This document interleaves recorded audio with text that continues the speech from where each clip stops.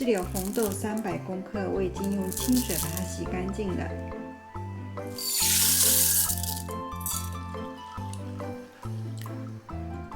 好，我们倒入足够的水，让它可以泡1个晚上。泡了1个晚上，这个红豆变那么大颗。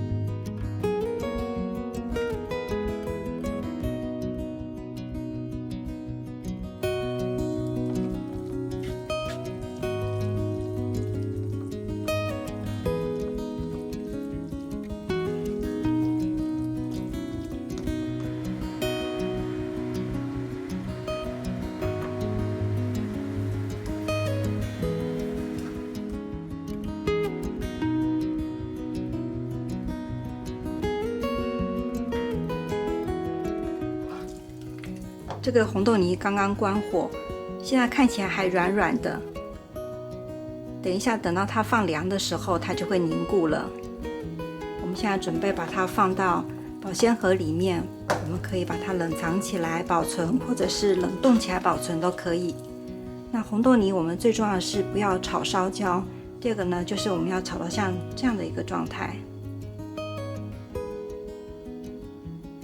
它不会太湿也不会太干。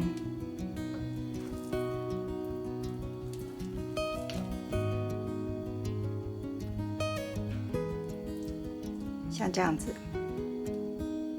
我们等一下要把它放在保鲜盒里面冷藏。